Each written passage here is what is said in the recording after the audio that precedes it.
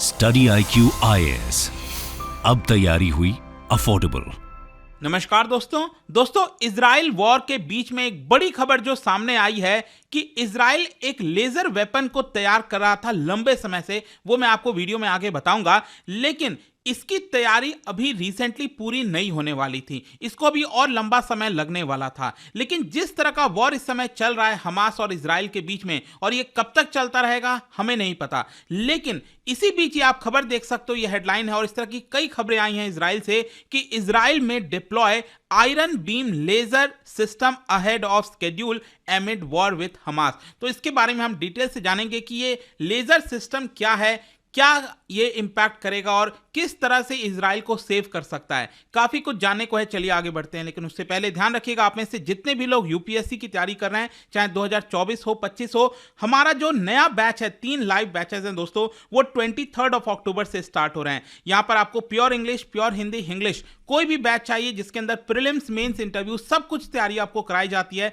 हमारे website app पर जाइए या फिर कमेंट सेक्शन में लिंक है, वहां पर जाकर आपको यूज करना है कोड अंकित लाइव। ये कोड इस्तेमाल करने से आपको मैक्सिमम डिस्काउंट मिलता है, और आप कोई भी कोर्स परचेस करना चाहते हैं तो इस कोड के माध्यम से सबसे कम दाम पर ले पाएंगे। और इसके अलावा अगर आप एमसीक्यूज अटेम्प्ट करना चाहते हैं तो मेरे इंस्टा पेज पर जा सकते हैं, वहां पर स्टोरीज में जितने भी एमसीक्यूज हैं उसको आप अटेम्प्ट कर पाएंगे। चलिए शुरुआत करते हैं, और सबसे पहले तो ये देखते हैं कि एग्जैक्टली हो क्या रहा है। देखिए, आपको पता है कि आज थर्सडे को 13th डे एंटर कर गया है, मतलब कि जो वॉर स्टार्ट हुआ था 7 अक्टूबर से, आज 13th डे है उसका। और इजरायली डिफेंस फोर्सेस जो है, बताया जा रहा है कि बहुत जल्द लेजर वेपन यहां पर डिप्लॉय कर सकती है। और ये लेजर वेपन मैंने आपको बताया, इसका नाम है iron beam air defence system. देखो, एयर डिफेंस सिस्टम क्या होता है, सिंपल सा मतलब है कि मान लो कि कोई भी देश है, जैसे भारत हो गया, तो भारत पर काफी तरह से खतरा हो सकता है। पाकिस्तान की तरफ से खतरा हो सकता है, चाइना से खतरा हो सकता है, वहां से अचानक से सपोज किसी ने मिसाइल दाग दिया, पाकिस्तान की तरफ से कोई न्यूक्लियर वेपन आ गया, कुछ भी हो जाए, मतलब मैं जस्ट एक हाइपोथेटिकल सिचुएशन कह रहा हूं। तो यहां पर भारत के पास एक सुरक्षा कवच होना चाहिए ना, कि किसी भी प्रकार का ड्रोन या कोई भी चीज अगर भारत में एंटर करता है तो हमारे पास कैपेबिलिटी होनी चाहिए कि हम उसको हवा में ही खत्म कर दें। तो ये जो कैपेबिलिटी होती है, कवच होता है, इसी को एयर डिफेंस सिस्टम कहते हैं। तो इजराइल ये जो एयर डिफेंस सिस्टम है उसको और तेजी से आगे बढ़ाना चाहता है, और आयरन बीम जैसा लेजर वेपन वो डिप्लॉय करना चाहता है। तो इसमें होगा क्या, बेसिकली कोई भी यहां पर अगर फास्ट मूविंग प्रोजेक्टाइल है, अगर वो हवा में है, तो उसको डिस्ट्रॉय करने की क्षमता रखता है। जैसे कि आप इस पिक्चर में देख सकते हो, मान लो मैं कहता हूं कि ये हमास है, हमास की तरफ से यहां पर एक प्रोजेक्टाइल, एक मिसाइल को लॉन्च किया गया इजराइल की तरफ से। तो यहां पर इजराइल के पास ऐसी यहां पर पावर आ जाएगी, कैपेबिलिटी आ जाएगी कि वो इस मशीन के माध्यम से जो लेजर बीम है, जो एक पावरफुल लाइट है, वो इस मिसाइल के ऊपर डायरेक्टली थ्रो करेगा, और ये जो मिसाइल है वो हवा में ही जो है खत्म हो जाएगा। तो ये जो वेपन है, इसी को बेसिकली आयरन बीम कह लो या फिर लेजर डिफेंस सिस्टम कह सकते हैं आप। यहां पर मैं आपको बता दूं कि 2025 तक माना जा रहा था कि इसको एंटर किया जाएगा सर्विस में, लेकिन जैसा मैंने आपको बताया कि जिस तरह का वॉर इस समय चल रहा है, इजरायली मिनिस्ट्री की तरफ से, जो डिफेंस मिनिस्ट्री है, उनकी तरफ से कहीं ना कहीं संकेत आया है कि बहुत जल्द इसको इजराइल में डिप्लॉय किया जा सकता है, और हमास के खिलाफ यहां पर इसको लागू किया जा सकता है। इनफैक्ट कई सारे जो लोकल इजरायली मीडिया है, वहां पर भी इसके बारे में बताया जा रहा था कि जो इजरायली फोर्सेस हैं, इसको लेकर तेजी से काम कर रहे हैं, ताकि जल्द से जल्द इसका जो पूरा टेस्टिंग है, जितनी भी चीजें हैं, उसको कंप्लीट की जा सकें। वैसे अगर मैं बात करूं इसके बारे में, आयरन बीम के बारे में, तो सबसे पहली बार इसको 2014 में बेसिकली क्या था, सिंगापुर में एक एयर शो चल रहा था, सबसे पहली बार इसका जो कॉन्सेप्ट है वहां पर दिखाने की कोशिश की गई थी इजराइल की तरफ से। और ये चीज याद रखिएगा, ये जो आयरन बीम है वो इजराइल की एक कंपनी है, that is Rafael advanced defence system. अब ध्यान रखिएगा, जो रफेल की हम बात करते हैं ना, भारत में फाइटर जेट है, वो हमने फ्रांस से खरीदा है, वो एक अलग चीज है। यहां पर इजराइल में जो कंपनी है उसी का नाम है रफेल एडवांस्ड डिफेंस सिस्टम। तो उनके द्वारा ये आयरन बीम जो सिस्टम है वो बनाया गया है, और ये बेसिकली एनर्जी वेपन है। मतलब कि यहां पर जो एक पावरफुल एनर्जी होता है, पावरफुल लाइट होती है, लेजर कह लीजिए, वो यहां पर दिखाया जाता है, ताकि किसी भी उड़ते हुए चीज को, किसी भी चीज को जो प्रोजेक्टाइल है, उसको यहां पर खत्म किया जा सके। लेकिन यहां पर साथ ही साथ मैं आपको यह भी बता दूं, जो एक्सपर्ट्स हैं उनमें से कई लोगों का ऐसा कहना है कि देखिए इसमें जो सबसे बड़ी प्रॉब्लम इसको डिप्लॉय करने में वो होगी, वो है आपका कि इसको बाकी चीजों के साथ इंटीग्रेट किया जा सके। कहने का मतलब यह है कि मान लो अगर वहां से अगर हमास की तरफ से कोई मिसाइल छोड़ा जा रहा है इजराइल की तरफ, तो यहां पर एक रडार सिस्टम होगा जो उस मिसाइल को ट्रैक करेगा, और यहां पर जो लेजर वेपन होगा वो उसकी तरफ जो बीम है वो दिखा सके। तो वो सारी चीजें इंटीग्रेटेड मैनर में होनी चाहिए। ऐसा नहीं है कि ये जो सिस्टम मैंने आपको बताया, जो लेजर वेपन बनाया, वो स्टैंड अलोन काम नहीं कर पाएगा। यहां पर इसको बाकी वेपन सिस्टम के साथ इंटीग्रेट करना पड़ेगा, तो उसको करने में हो सकता है थोड़ा सा समय लग जाए। लेकिन वैसे मैं आपको बता दूं कि इजराइल जिस तरह से यहां पर घिरा हुआ है अलग अलग एनिमीज की तरफ, अगर आप देखोगे जो अलग अलग देश हैं वो इजराइल के ऊपर एक तरह से खतरा है, जो इजराइल हमेशा से कहता आ रहा है। तो इजराइल के पास कई सारे आपको मिसाइल डिफेंस सिस्टम मिलेंगे, जो कि एरो 2 हो गया, एरो 3 हो गया, डेविड स्लिंग हो गया, और आयरन डोम के बारे में तो आप जानते ही होंगे जो इस समय सबसे लेटेस्ट है। लेकिन कहीं ना कहीं इन सारे चीजों से भी और तेजी से आगे बढ़कर ये जो लेजर वेपन सिस्टम है वो यहां पर डिप्लॉय हो सकता है। वैसे यहां पर एक इंटरेस्टिंग चीज मैं आपको बता दूं कि जो राफेल इसको डेवलप कर रहा है वो आयरन बीम और लाइट बीम दोनों को डेवलप कर रहा है। देखो जो लाइट बीम है मैं आपको बता दूं ये बेसिकली आयरन बीम का छोटा वर्जन आप कह सकते हो, क्योंकि इसके अंदर बताया जा रहा है कि 7.5 किलोवाट की एनर्जी होगी, और ये बेसिकली क्या है कि जो छोटे मोटे ड्रोन्स वगैरह होते हैं जो हवा में उड़ते हैं उसको ये डिस्ट्रॉय कर सकेगा, और साथ ही साथ जमीन पर भी ये फायर कर सकता है। मतलब मान लो अगर इसको फाइटर जेट से अगर भेजा जाए इस वेपन को, तो जमीन पर भी अगर किसी चीज को डिस्ट्रॉय करना है, जैसे आईडी हो गया, अनएक्सप्लोडेड ऑर्डिनेंसेस हो गए, कुछ भी चीजें हैं जो जमीन पर हैं उसको भी ये डिस्ट्रॉय कर सकता है। इसके साथ साथ अगर हम इसके डिस्टेंस की बात करें, मतलब कि ये जो लाइट बीम है इसके डिस्टेंस की बात करें,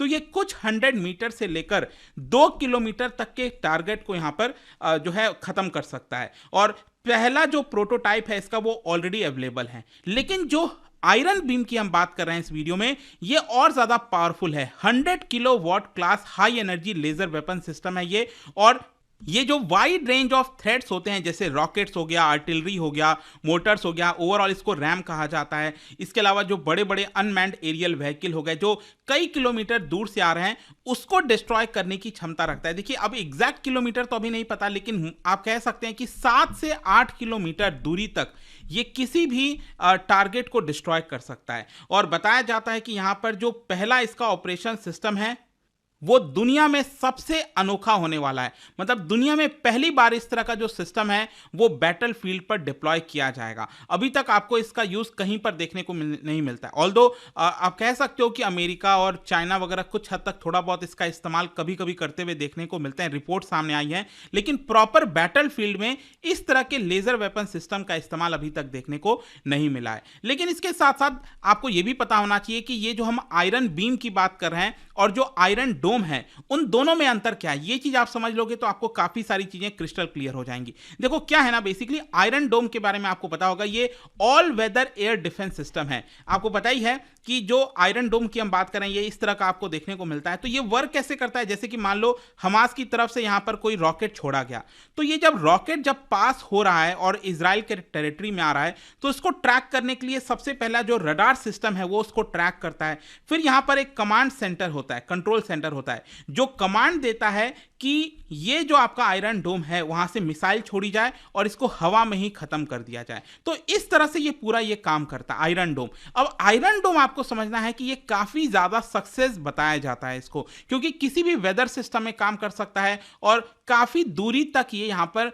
जो प्रोजेक्टाइल है उसको डिस्ट्रॉय कर सकता है। लेकिन आयरन बीम आपको समझना है ये आयरन डोम से काफी ज्यादा सस्ता और काफी फ्लेक्सिबल बताया जाता है। जैसे कि आप देख सकते हो अगर हम आयरन डोम की बात करें तो इसमें बहुत सारी चीजें इंवॉल्व होती हैं, सबका यहां पर पार्टिसिपेशन होता है। यहां पर रडार सिस्टम होना चाहिए, कंट्रोल सेंटर होना चाहिए और इस तरह से जो मिसाइल फायरिंग यूनिट है वो होना चाहिए, तब जाकर यह आयरन डोम पूरा अच्छे से वर्क कर पाएगा। लेकिन जो मैंने आपको लेजर सिस्टम बताया इसको काफी फ्लेक्सिबिलिटी के तौर पर आप कहीं पर भी इसको डिप्लॉय कर सकते हो। और साथ ही साथ सबसे बड़ी चीज यहां पर यह है है कि आयरन डोम का बहुत सारा खर्चा आता है। एक पूरा अगर हम आयरन डोम की बात करें, एक पूरे सेट की बात करें, तो $60,000 के आसपास उसकी कीमत आती है। आप सोच के देखिए। अब होता क्या है कि यहां पर हमास की तरफ से तो अचानक से बहुत सारे छोटे छोटे रॉकेट्स लॉन्च किए जाते हैं।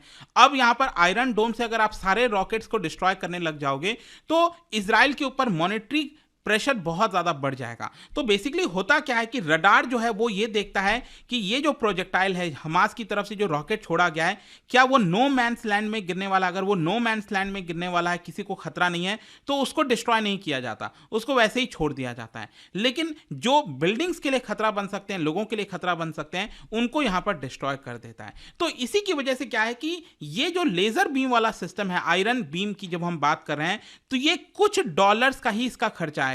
मतलब आपको मैंने बताया ना कि यहां पर सिर्फ जो लेजर लाइट है उसको फायर करना होगा, और लेजर लाइट क्या करेगा, यहां पर इस प्रोजेक्टाइल पर फोकस करेगा और उसको डिस्ट्रॉय कर देगा। तो इसका खर्चा बहुत कई गुना कम होने वाला है आयरन डोम के मुकाबले। लेकिन क्या सिर्फ बेनिफिट्स ही हैं, क्या कोई डिसएडवांटेज है? बिल्कुल, यहां पर कुछ डिसएडवांटेज भी हैं लेजर बीम के। वो क्या है? बेसिकली आयरन डोम अगर आप देखोगे तो ये हर वेदर सिस्टम में काम करता है, लेकिन आयरन बीम जो होगा, जो लेजर वाला वेपन होगा, वो आपका वेट कंडीशंस में वर्क उतना इफेक्टिव तरीके से नहीं कर पाएगा। तो ये एक सबसे बड़ी प्रॉब्लम, क्योंकि यहां पर इसको क्लियर एक तरह से इमेज चाहिए होता है, क्लियर स्काई चाहिए होता है, तभी ये लेजर वेपन सिस्टम काम करता है। फिर इसके अलावा अगर हम बात करें कि ऑप्टिमम कंडीशंस के दौरान भी जो एटमॉस्फेरिक मॉइस्चर होता है उसमें 30 से 40% एनर्जी वैसे ही लॉस हो जाती है। मतलब कि बेसिकली ये क्या है, ये तो आपका लाइट है ना, इफेक्टिव बहुत ज्यादा पावरफुल लाइट हम भेज रहे हैं ताकि वेपन को डिस्ट्रॉय किया जा सके। तो ये बेसिकली एटमॉस्फेयर में उसकी बहुत सारी 30 से 40% एनर्जी वैसे ही खत्म हो जाती है। फिर इसके साथ साथ अब क्या है कि आयरन डोम तो क्या है, जैसे कि मान लो अगर मैं कहूं आयरन डोम को कहीं पर भी छुपाया जा सकता है और वो रडार सिस्टम को ट्रैक करके ये जो मिसाइल है उसको ढूंढ कर यहां पर डिस्ट्रॉय कर देगा। लेकिन जो लेजर वेपन वाला होगा वो उसको यहां पर साफ साफ दिखना चाहिए। मतलब मान लो जो लाइट है वो तो ऐसा तो है नहीं कि लाइट पहले इस बिल्डिंग पर जाएगी, फिर दूसरे बिल्डिंग पर जाएगी और तीसरे में जाकर इस तरह से डिस्ट्रॉय कर देगी, ऐसा तो है नहीं। लाइट तो आपका इस तरह एकदम स्ट्रेट पाथ में वर्क करेगा। तो यहां पर क्या है कि जो लेजर वेपन होगा उसका और जो मिसाइल फायर किया गया है उनका एकदम साफ साफ कांटेक्ट होना चाहिए। अगर बीच में कोई भी यहां पर कांटेक्ट नहीं होता है तो ये लेजर सिस्टम काम नहीं कर पाएगा। तो ये कुछ यहां पर डिसएडवांटेज हैं।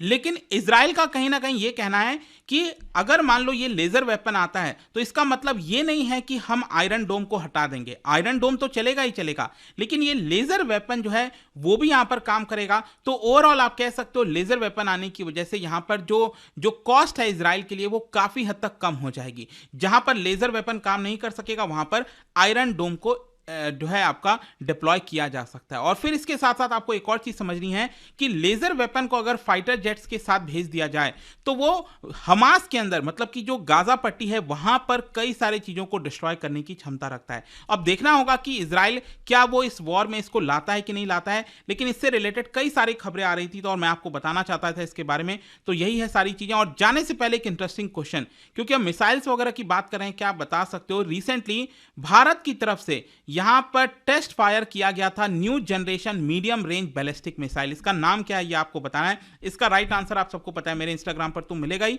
वहां पर अगर आप नहीं हो कोई बात नहीं, टेलीग्राम से ले सकते हैं इसका सही उत्तर। मैं कई सारे जो एमसीक्यूज हैं वो यहां पर स्टोरीज में डालता रहता हूं। बाकी अगर आपको पीडीएफ चाहिए तो टेलीग्राम पर आइए, अलग अलग सोशल मीडिया पर आप जुड़ पाओगे। और जैसा मैंने आपको बताया यूपीएससी की अगर आप तैयारी करो, कोई भी अगर आप बैच लेना चाहते हो, just use the code Ankit live to get maximum discount. And I hope की वीडियो आपको पसंद आया होगा। मिलता हूं आपसे next time, till then thank you very much, see you soon. Study IQ IAS, अब तैयारी हुई अफोर्डेबल।